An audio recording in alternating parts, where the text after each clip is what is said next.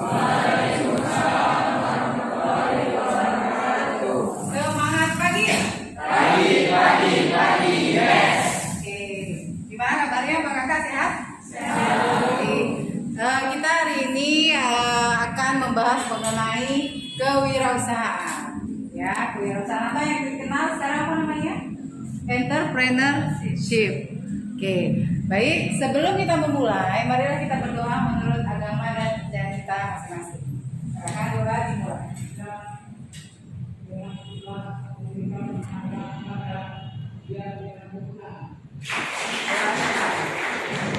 Nah, baik, abang kakak, saya akan mengabsen dulu ya nama-nama yang hadir dalam mata kuliah untuk kewirausahaan ini. Yang pertama Rizky Isden,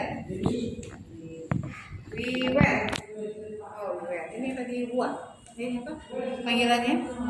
Iu, Eliza, Aldi adalah Dea Nanda, Nur Hayati, Ahmad Isan, Rika ya, Ayunda, oke, Aulia Eka, Nur Devita Sari, ya, kemudian Aulia Nuranisha, Umiati, Laika, Nabila, Mirandawati, Remando, Ria Azania, oke, Suti Agustin, Aulia Ramadini, M Yogi Atorik, kembar, oke siap. Siti Aisyah, hadir, ya. Miftahul Jana, Saldan Rizkiana, Dwi Vina Ramadhani, Zulfa Okta, Hilda, Reviola, Rizka Nita hadir. Oke. Baik, jadi ada satu orang yang tidak hadir ya. Dua ya. Baik. Ya. Jadi tadi saya sudah bilang kita akan tujuan pembelajaran ini apa sih kewirausahaan itu? Kira-kira ini ada yang silakan. Cara buka usaha. Oke, yang lain. Apa ya kira-kira mahasiswa disuruh mempelajari kewirausahaan? Ya, siapa? Siapa aja? Pendapat? Ya kan? Tahu? Enggak? Oke, jadi kewirausahaan adalah kalian diajarkan dibangun karakter untuk menjadi seorang entrepreneur atau seorang wirausaha. Kenapa?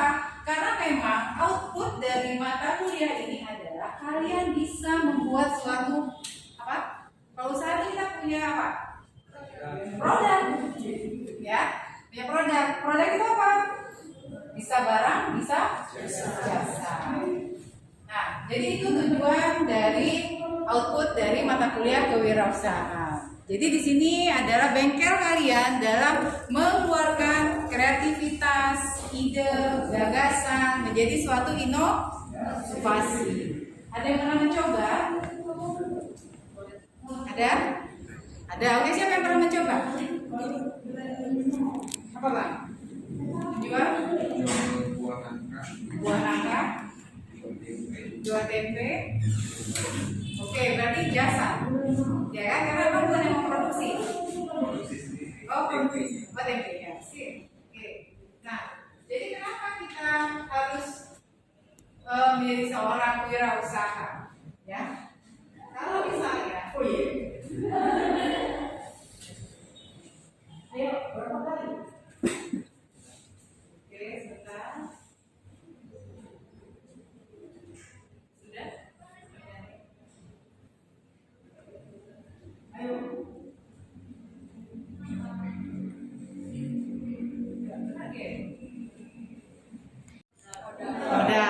Modal bisa dicari? Bisa.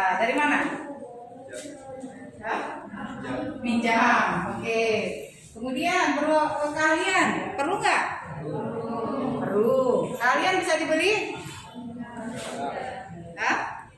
Tidak. Oke. Nah, kemudian apa yang paling penting? Yang paling penting adalah cita-cita dan semangat. Mau jadi orang kaya? Kalau kerja di perusahaan tadi bisa nggak? Sisa gaji tinggal 300.000. Apa mau jadi orang kaya? Ya kan? Nah, saya hanya membuka wawasan kalian, ya, bahwa sebenarnya kalau menjadi seorang wirausaha entrepreneur tidak susah, ya. Kenapa? Yang penting adalah keinginan, cita-cita. Kalian mau jadi apa? Mau punya penghasilan berapa? Nah, dari situ baru kalian breakdown. Kalian mau ngapain? Ya kan? Nah, jadi apa saja itu sebenarnya dimulai dari diri sendiri. Oke. Nah, ini ciri-ciri wirausaha. Yang pertama mungkin kalian ingin mempunyai prestasi. Prestasi itu apa? Untuk dapat keuntungan, ya kan? Mungkin nggak kalian juga memproduksi barang masih tidak punya untung? Enggak dong, capek kan? Pasti kan ada break even point-nya. Berapa HPP-nya, harga pokok penjualan, kemudian kalian jual, berapa laba yang kalian dapat? Ya kan? Oke, tadi saya cerita tentang kakak. Kak Dwi katanya mau jadi seorang pekerja, ya kan? Pekerja. Gaji tadi berapa sih sama? 300. Baik. Saya tidak hanya mengajarkan menjadi entrepreneur, tapi saya juga menjadi pelaku dari entrepreneur. Oke, kalian tahu ini? Ini saya memproduksi namanya arem-arem. Arem-arem itu adalah makanan dari Jawa, ya, Jakarta, Jawa. Isinya adalah beras dimasak dengan santan. Oke. Ada isinya ada ayam sambal, ada ragut ayam kayak isi risol, terus ada lombok sambal, ya. Ini saya jual hanya 4.500. Oke, 4.500 per piece. Nah, sehari-hari saya masih menjual secara online. Karena cita-cita saya apa? Saya pengen punya usaha yang rahmatan lil alamin, yang bisa berkah untuk semua orang, ya. Pertama, saya udah punya keluarga, saya pengen anak-anak saya juga bisa menjadi seorang entrepreneur. Jadi saya menjadikan sebagai contoh untuk anak saya. Saya mendampingi anak saya karena membuat sesuatu usaha. Nah, anak saya masih kelas 3 SMA, laki-laki lagi. Saya kasih kerja, kamu mau jadi apa? Mau kerja pun, mau jadi ini, berapa gajinya? Ya, akhirnya singkat cerita kita diskusi dan akhirnya dia sendiri pun Satria mau jadi entrepreneur. Saya bilang kan, dengan kalkulasi seperti apa? Penghasilan sekian. Nah, jadi arem-arem ini saya jual 4.500 secara online. Ya, dan saya belum punya online nih, masih mereka via WA ke saya untuk pemesanan. Sehari saya bisa menjual 250 piece. Berapa? Coba tuh, pakai motor.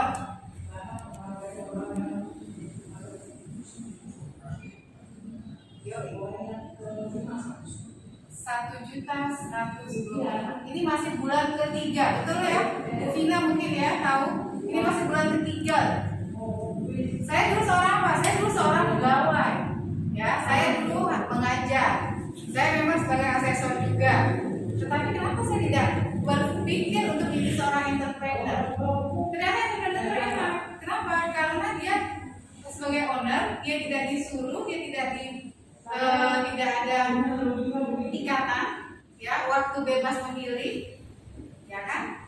Nah, itu memang minimal 100 piece per hari terjual. 100 itu jadi berarti 450.000 kali 30 hari.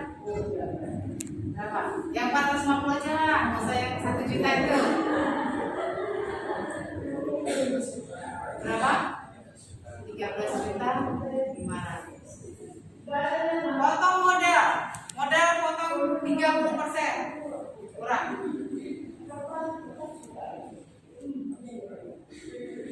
kita 50.000. Nah, sisa 300 kan? Nah, itu kenapa? Kenapa saya keluar dari zona nyaman? Zona nyaman dong saya sebagai pengajar. Saya punya bisa mengajar dari kampus, dari mana-mana, tapi saya harus keluar dari zona nyaman. Supaya apa? Supaya anak saya bisa menjadi seorang entrepreneur. Itu cita-cita saya. Kenapa saya mengajarkan anak? Kalau saya tidak berkecimpung di usaha itu, saya hanya nyuruh, Satria kamu harus begini. Diikutin nggak? Enggak kan? Tapi karena dia melihat keseharian, dia pasti akan mengikuti. Dan itu akan jadi habit. Nah ya, ini namanya arem-arem minggu. Oke. Nah itu salah satu contoh produk. Saya nggak jual kalian beli sekarang lagi, tapi nanti boleh kalian coba ya. Oke. Nah kemudian seorang entrepreneur harus berani menanggung resiko. Benar? Benar. Saya mesti bangun jam 4, jam setengah 4 pagi untuk ngapain? Untuk kukus. Bayangkan kalian ya kan, saya ngajar, ya kan, pagi ngajar. Jadi saya bisa masaknya itu dari siang. Bayangkan itu saya masak 4 kilo beras atau 5 kilo beras setiap harinya. Ngebungkusnya kan produksi kan, ngebungkusnya sampai jam 1 malam, 2 malam. Resiko nggak? Resiko banget. Bangun jam 4, ngukus. Pagi saya ongoing udah jam 8 di kampus. Resiko nggak? Resiko capek lah, gitu ya kan? Tapi sebenarnya apa? Karena saya punya cita-cita, saya punya semangat. Resiko itu bisa dinetralisir, bukan dihilangkan ya. Nggak mungkin dihilangkan. Oke, kemudian ciri yang berikutnya adalah optimis, energik. Kalian lihat saya tidur cuma 2 jam, energik nggak? Energik. Pagi-pagi saya bilang semangat pagi, ya kan? Coba kan tadi cuma pagi, dia pun bingung. Saya yang tidur cuma 2 jam, kalian yang nggak semangat gitu ya. Oke, jadi memang harus tetap mempunyai semangat. Apa semangatnya? Cuan. Tiap hari ya, pengembangan keuangan saya ya. Nah itu. Jadi kan karena produksi, biaya, ya modal itu harus diputar. Pengembangan kan harus tetap dijalankan. Saya punya perencanaan 2-3 bulan ke depan harus punya outlet sendiri. Capek juga sebenarnya kalau dari WA ya, tapi harus punya outlet sendiri. Nah banyaklah yang harus dipikirkan, tapi ya tetap semangat. Saya bisa tersendiri, ya kan? Oke, kalau kata Bu Alima saya cantik katanya. Ya kemudian ada kita seorang wirausaha harus kreatif dan inovatif. Jadi dalam saya contohkan aja produk saya ya. Dia itu sebenarnya kalau aslinya adalah isi cuma sayur, wortel sama kentang. Kalau di Jakarta itu namanya lontong isi. Ya, kalau di Jawa Tengah namanya arem-arem. Nah, jadi saya punya inovasi. Apa yang laku dijual di Medan? Orang Medan suka pedas ya? Suka. Saya punya isi ayam sambal yang super pedas. Ya memang segmen saya segmen remaja, ya kan? Nah, remaja itu kan pantang, ya kan? Ya kan seperti itu ya. Bisa pedas lebih pedas. Apa harus saya perlu? Nah, saya nggak seperti itu. Jadi saya punya segmen pasar, akhirnya saya buat yang super pedas. Ada juga yang pedas saja. Nah, jadi kita harus inovatif terus. Kemudian ada yang ya ada kayak nggak pedas buat yang isi rambut. Isi rambut tuh kayak isi risol. Ya pakai ayam. Kalau risol kan biasanya jarang pakai ayam kan, risol yang 5.004 pakai ayam kan, saya pakai ayam, gitu kan. Nah, kemudian ada aktif dan komunikatif. Jadi emang saya selalu menjalin komunikasi dengan pelanggan. Dengan apa? Saya selalu membuat BC, broadcast messenger. Ada yang tahu? Oke. Jadi saya selalu memblasting setiap 2 hari sekali. Mau suka nggak suka itu menurut saya cuek aja. Pengusaha gitu kan? Iya, cuek aja. Toh kita tidak mengganggu dia. Tidak mengganggu dalam artian menyentuh ranah dia tidak. Tapi kan kita menginformasikan, kita mengkomunikasikan. Jadi saya kalau kalian berkawan dengan saya di IG, kalau mau tahu itu bunga_8979. bunga_8979. Karena kata Bu Halimah saya cantik, saya kayak dari bunga. Ya, tapi bunga yang udah mau meredup. Oke, kalau di Facebook saya, nama saya sendiri ya Septiana Sari. Di situ saya selalu membuat iklan. Ya, saya selalu membuat pengetahuan knowledge tentang alun-alun itu apa. Jadi kita ya sebagai seorang pengusaha, kita punya produk, jangan kita tampilkan iklan tentang produk aja, jangan. Tapi kita harus mengedukasi orang tentang produk yang kita buat. Misalnya alun-alun ini kan banyak tahapan produksinya, ya kan? Dari apa aja dia, yang kita narasikan. Dia terbuat dari apa? Ya sambil video-video. Nah itulah yang membuat kita mengedukasi. Nah itu ya. Oke, itulah ciri-ciri dari wirausaha. Oke.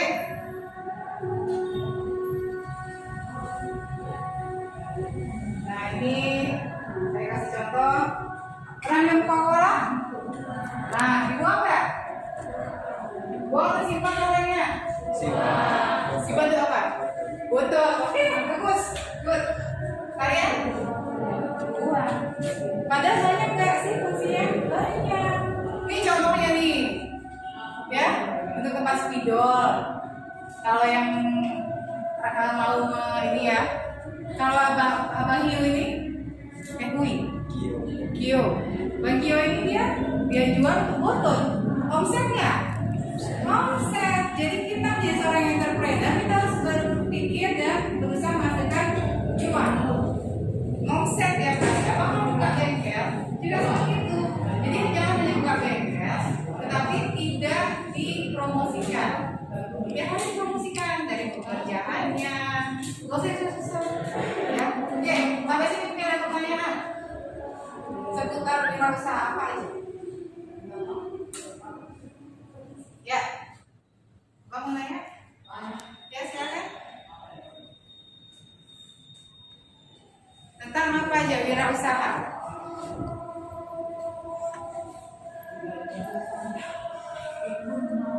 Ya, kakak? Ya silakan.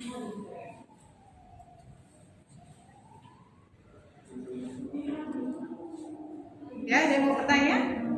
Gimana? Paham tadi yang saya sampaikan? Paham. Mungkin ada yang bagaimana harus memulai suatu wirausaha? Tahu Pak? Silakan. Ya, siapa? Bang siapa? Yoga. Bang Yoga. Oke, gimana Bang Yoga? Misal nih kita mau bikin usaha, Oke. tapi belum ada modalnya. Oke. Itu kita pinjam dulu. Oke, kita mau usaha. Contoh usaha apa Bang? Makanan. Makanan. Tapi belum ada modal. Modal itu modal apa Bang? Uang. Wah, oke. Kira-kira kita bisa minjam dulu nggak? Menurut kalian? Bisa banget. Tapi kita usahakan jangan pinjam ke rentenir ya.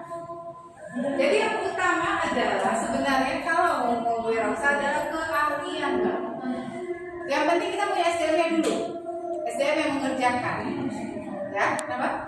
Skill, keahlian. Jangan kita pinjam uang dulu, tapi nggak ada yang ngerjain. Nah, akhirnya kita terlilit utang, kayak gitu. Tapi abang harus punya SDM yang akan mengerjakan, yang sesuai dengan kualitas produk. Ya, nah itu kalau sudah ada, abang boleh pinjam. Tapi kalau pinjam ke bank, abang harus punya izin usaha dulu. Jadi pinjamlah ke saudara-saudara. Saudara-saudara mau pinjamin gratis kan? Enggak. Ya abang sih mau resiko dong. Kasih mereka bunga sedikit aja, ya kan? 0, sekian persen. Nanti aku kasih lah tambahan. Tuh. Kita jangan beranggapan kadang sama orang tua sendiri atau kakak sendiri, oh nanti dikasih pinjam gratis. Nonsense. Kalau udah namanya masalah uang, nonsense. Betul? Betul. berantem atau apa? Benar? Jadi tetap harus punya imbalan. Atau misalnya profit sharing. Ya, profit sharing bagaimana keuntungannya nanti sama si peminjam sama si Yogi ya. Kasih lah Yogi, boleh lah. Namanya itu satu perut. Ya. Nah, kalau si Yogi nanti, yaudah Yogi, nanti dari penjualan sama kamu nanti 20%. Nah, itu profit sharing namanya ya. Jadi tidak bayar bulan, tapi bayar berapa nanti keuntungan yang akan dibagi. Oke, makasih Bang Yoga. Mungkin ada kakak? Ya, namanya Kak? Rika, oke ya Rika. Bagaimana cara memasarkan produk yang baik? Oke, bagaimana cara memasarkan produk yang baik? Ini misalnya produk baru, ya kan? Satu, kakak mau punya outlet atau online? Online dulu. Yang bagus adalah online dulu. Jangan kalian langsung berupaya sewa buku. Jangan. Ya, pelan-pelan. Online. Kakak punya medsos? Punya. WA? Punya. IG? Punya. Facebook? Punya. Kalau generasi Z masih pakai Facebook? Ya, generasi Z biasa udah IG ya. IG, Facebook udah gak terlupakan ya. Ya. Nah, jadi Kak Rika harus membuat dokumentasi produk, foto produk, buat narasi ya, buat narasi produk, kemudian buat semacam flyer, kakak iklan, kakak buat di status, oke, status, kemudian kakak buat di broadcast message. Ya, itu broadcast message kakak buat per 2 hari sekali, tapi dengan foto yang berbeda-beda. Ya, kenapa tujuannya apa? Tujuannya adalah supaya konsumen mengenal dulu produk kita. Tuh, ya kan? Tapi di dalam flyer itu saya ada sih flyer cuma ini. Di dalam flyer harus jelas produknya. Ya, misalnya kayak malam ini dia ada 3 varian. Jadi di dalam flyer itu ada saya tulis varian rasa. Oke. Kemudian berapa harganya? Itu harus jelas. Ya, kemudian kontak personnya. Siapa yang bisa dihubungi untuk membeli? Nah, itu flyernya itu dibuat per 2 hari sekali. Di WA aja. Kemudian di Facebook, di IG, kakak buat seminggu sekali atau 2 kali seminggu. Ya, setiap hari. Orang bosan tiap hari lihatnya. Jadi 2 hari sekali, tapi dengan berbeda-beda tema. Nah, itu cara memasarkan produk. Kemudian memperkenalkan itu ya, memasarkan ya sekalian dalam proses memperkenalkan. Oke, sampai situ jelas? Mau coba? Harus dicoba. Saya aja berani kok kalau dibilang nyaman, masa aku nggak berani yang memulai. Gak usah susah ya, memulai dari hal yang kecil. Oke, terima kasih sudah mengikuti motivasi kewirausahaan ya, motivasi kewirausahaan yang saya sampaikan. Semoga motivasi ini melekatlah sedikit di pemikiran kalian. Jadi sedikitlah outputnya ya, kalian pengen jadi pekerja ya kan? Ya mulai berpikir-pikir untuk jadi seorang mental. Baik, terima kasih abang dan kakak. Mudah-mudahan kalian sehat selalu. Sampai ketemu di sesi berikutnya. Assalamualaikum warahmatullahi wabarakatuh.